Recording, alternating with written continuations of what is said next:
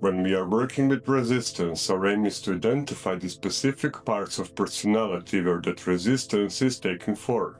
As we already seen, the way protective parts organize themselves around wounded parts largely determines how a client will respond to our interventions and to the therapy as whole. Clients respond the only way their parts know how to respond. Throughout this course, I'll be showing you why, in my experience, internal family systems offers perhaps the most effective approach for both experientially identifying and building a relationship with these different parts of personality. To give you a clear sense of how this process works, I'll first outline it in a theory and then show you how it plays out in practice, step by step. For this brief introduction, I'll draw on Jay Early's Self-Therapy, a step-by-step guide. If you want a detailed, user-friendly introduction to IFS that covers its main concepts, I highly recommend starting there. In IFS, the process usually begins with making contact with a protective part. Even when a client's experience starts with a wounded part, an exile, a protector is almost always close behind, ready to intervene. This sequence is intentional. It keeps the process safe and respects the system's natural order. Don't worry if you don't catch all at first glance. You will see it in practice. My main aim is to demonstrate the most effective way to identify and work with the protective parts of the psyche. Let's show this process on the example. Imagine a client named Matilda, who says she feels miserable and filled with hate and disgust toward herself. This process starts with the 3 F's: find, focus, flesh out, a gentle sequence for engaging a part. We first find a protector, then focus attention on it, and finally flesh it out so we have a richer sense of its nature, presence, and function. We would invite Matilda to turn her attention inward and scan her inner world for anything that stands out: feelings or felt senses, bodily sensations, internal voices or repetitive thoughts, images or memories, or even a direct, intuitive sense of knowing. Once something emerges, she keeps her attention there.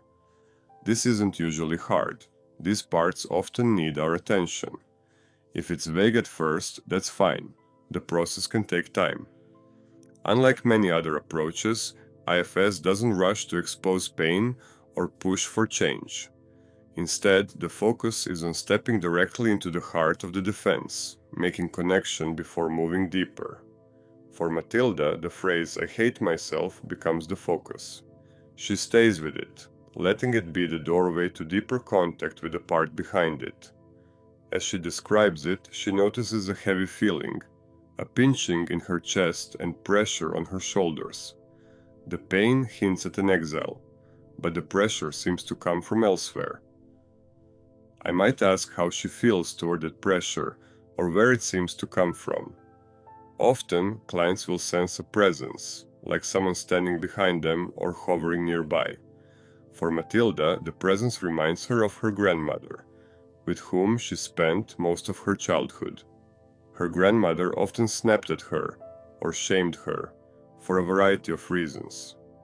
I often ask clients to notice the location of this felt presence. Usually, they can point to where it is in space. Sometimes it feels like it's everywhere, and sometimes it's inside the head. As she recalls these moments, the sensation of her grandmother behind her back becomes vivid. She would sense that the protector is angry at her, and she'd recognize that this voice belongs to her grandmother. This is the fleshing out stage, seeing, hearing, and feeling the part in full detail, including its emotional stance toward the client. She would sense that the protector is angry at her, and she'd recognize that this voice belongs to her grandmother. Once the part is well defined, we move toward unblending, separating the self from the part so the client can relate to it rather than speak as it. Other modalities have their own terms for this. In IFS, it's unblending. In transactional analysis, decontamination. in act diffusion. In mindfulness-based approaches, it's decentering or disidentification. The idea is the same. Like a tea, when we're blended with a part, we are that part. We think, feel, and act entirely from its perspective. If the part is angry, we are angry. If the part is sad, we are sad. We may even defend its position fiercely, because it feels like defending ourselves. Unblending makes it possible to see the part clearly and work with it. It's one of the most important steps in reducing resistance, because it shifts the client from being inside the defense to being in relationship with it. Now that we have set the stage, we can look more closely at how IFS guides this unblending process.